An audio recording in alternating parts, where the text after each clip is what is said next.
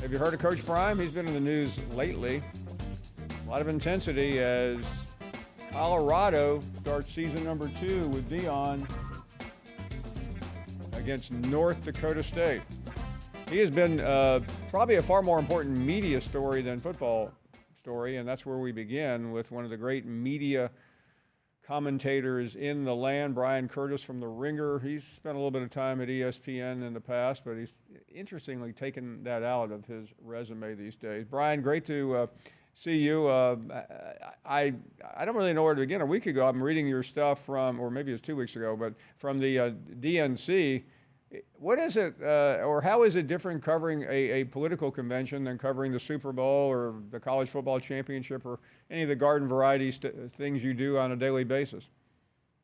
Well, thanks for having me, and I was happy to answer the media controversy bat signal, Paul, that your staff sent up for me. The DNC versus the Super Bowl, I'd say the big difference is it's almost like there's a Super Bowl every night for 4 nights.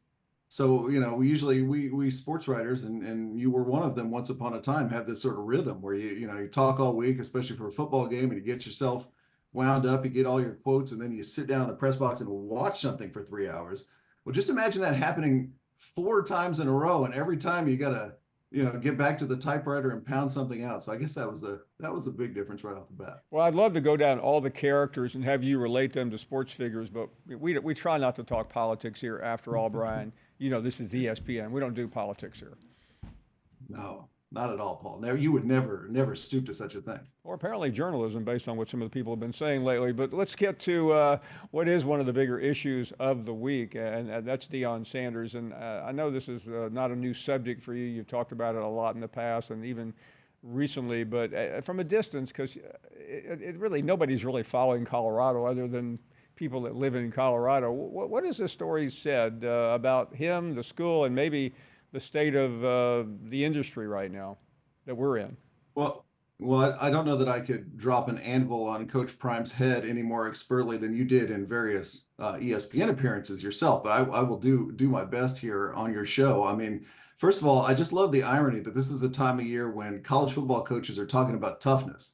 We went through our summer workouts. We're a tough team. We are mentally tough. We are physically tough.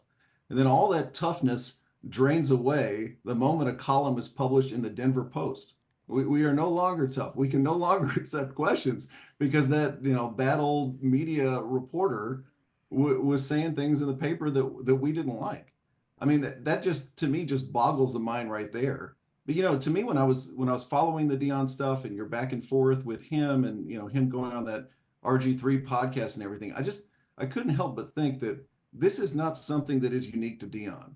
That when this was happening, every college football beat writer in the country was nodding their head because they've seen various versions of this. We saw this with Lincoln Riley and USC last year. I was laughing this week when I saw Georgia and Clemson published empty depth charts for the reporters because who knows who's starting a quarterback for Clemson this year? Who could possibly guess? I mean, we've seen access restricted. We've seen reporters cut off. We've seen game day and big noon kickoff and national reporters welcomed while the local guys for the paper or rivals or 24/7 are shut out. So what he's doing, sadly, is not unique. It's normal. He's just, such a big media figure that he gets more attention. And I want to dig into that, Bryan, because I get tired of saying, hey, remember when I did, but because none of that matters anymore. And when you sit behind a microphone like this for a company like this, everything changes as you laid out. But the local beat guy, which we've both been, seems to be an endangered species, as well as the local columnist. We talked to Sean Keeler yesterday. I was glad to see somebody get some attention because I don't know how they do get attention anymore. Do you? No, I don't, and it's funny because I spent a fair amount of time, I'll admit, on college football message boards, especially for my alma mater, the University of Texas. And this is what I find to be so funny is when a team is doing well, what you see from fans of the team is, hey, can't you guys in the media just celebrate? Does everything have to be so negative? What's wrong with you? But you know what happens, Paul, and I'm sure you had this experience in your newspaper days.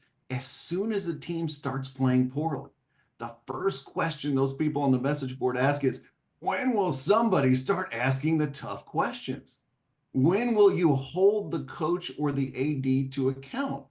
And that's what we sports writers want to do. And that's what Deion Sanders is preventing a reporter from doing. But on that, and you've had some epic stories about aging, retiring, sports writers and sports anchors talking about the way it used to be. And quite frankly, I mean, I love to read those pieces. I'm not sure how well they aggregate in the current world. But Bryan, do the people, I mean, forget Deion for a second, it's just your average run-of-the-mill program, do they really even care about that local entity anymore? Because don't they control the message themselves now? Yeah, they have their own media departments, right, that are bigger than the newspaper that we've seen. And we've seen newspapers shrink, including the Denver Post, by the way, so much that that's been one of the biggest changes over my lifetime and your lifetime is before it was the athletes and the coaches and the college football programs that needed us. And they don't need us anymore. That's just clearly the case of what it is. And if they need anything, it's one of those big national outlets to come in because that can help recruiting and that's tied up in a TV contract and all that kind of stuff. So no, absolutely they don't. And that's what makes the job of being a local beat writer so hard. And you and I can talk about this and we can sound like we're auditioning to write a piece in the Columbia Journalism Review or something. What I always want to tell sports fans is that we are writing for them. We are asking questions for them, right? We're not some kind of weird, mosquito that's, floating around the college football coach who's trying to recruit and trying to, bring home a national championship or make the expanded playoff. We are trying to get answers for them. That's what this is about. And to me, we as journalists need to make a case for that. It's hard. Again, we're under the eight ball here. We're smaller than we were before. We have less power than we ever have, but we have to be able to convince people somehow that what we're doing is important to them, that it's worthwhile for them, that it's fun for them to read, and that it ultimately benefits them. Which brings me to my next subject, someone who, in my estimation, really did not like dealing with the media. He said he did because that was sounding good, and he was of that era that actually read newspapers. And now he likes to say a media member, even though, Bryan, when I saw Nick Saban a couple of weeks ago in Dallas at SEC Media Days, he was the only media member there that had a security guy and 4 people in his entourage. But beyond that, I'm curious what you think, not only what he's done so far, but what he is going to do, and maybe not so how great he is, because I think we all would admit he is great. Nobody can break a game down, but what's going to happen, and what are some of the dangers that lurk for him, assuming that you think there are some, when he starts to have to talk about his own former program and other coaches who he's coached and been close to? Most interesting thing to me about Nick Saban as a media member is he's the rare coach to come into this profession who's not doing media in order to get his next job. Almost every coach you see wander into the television profession is auditioning for their next thing. Nick Saban isn't. By the way, Bill Belichick, who's also doing some work for ESPN now, he is auditioning for his next thing. He wants to go coach again. Nick Saban is done. So at least theoretically, that makes him more interesting, right? That makes him interesting as someone who can explain to us this new world of college football because he is the bridge from the old world, which he dominated, to the new world, which he also dominated from time to time, though probably less so than he did the pre-NIL world of college football. But to me, it's the most obvious danger, Paul, which is just being critical of your own program. He's one of those guys, much like Tom Brady on Fox, by the way, who the minute he says anything critical about anybody, that is just going to be aggregated out the wazoo. That is news in and of itself in a way that, nobody else in the media makes news. And so, will he be able to do that? Will he be critical of coaches whom he or part of his profession? Will he criticize the way somebody ran a program? That's what I'm waiting to see, I should say, from Nick Saban. We all are. So, he's caught flack for not even picking Alabama to win the SEC, and then he tried to reverse it. I mean, he'll be chasing his tail a lot as he gets ready. So finally, you mentioned Brady, you mentioned all these the Kelsey brothers. Is that really where we're going in the media in the future, in the sports media? Is it all about the LeBron podcast, the Kelsey brothers, Belichick, Peyton Manning? It seems like it is. But I'm just curious from your view of having covered it and seen it all. Yeah, it's like, the only thing worse than every journalist having a podcast now is every athlete having a podcast now. Because it hurts us journalists going, no, that was our job. I think that the interesting part of it is, yes, it's happening. Yes, it's going to get even bigger than it is. Yes, if you saw that Kelsey Brothers contract the other day, there's more money in it. But I would say the one thing that we in this profession have going for us is a lot of those podcasts aren't terribly interesting, or they're interesting at certain moments. Like, when the guy hosting it is in the NBA Finals or in the Super Bowl, and less interesting at other times.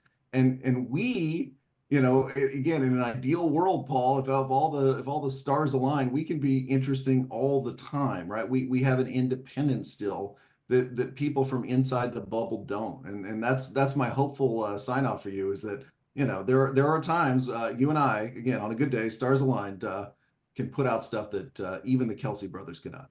And Bryan Curtis, one of the leading sports media experts in the country, and we today are hiring him as our Longhorn beat reporter, so he can go back to his youth and relive the agony of being a Texas fan. Oh my God, Paul, there's certain jobs that I am not signing up for, and that is definitely one of them. Great to see you, Bryan. Thanks so much. As always, Paul, take care. Bryan Curtis from The Ringer, just truly, he came up here to the studio about 2 years ago, and we spent about an hour doing his podcast, which is absolutely must listen to in the media, in the sports media world in particular. We'll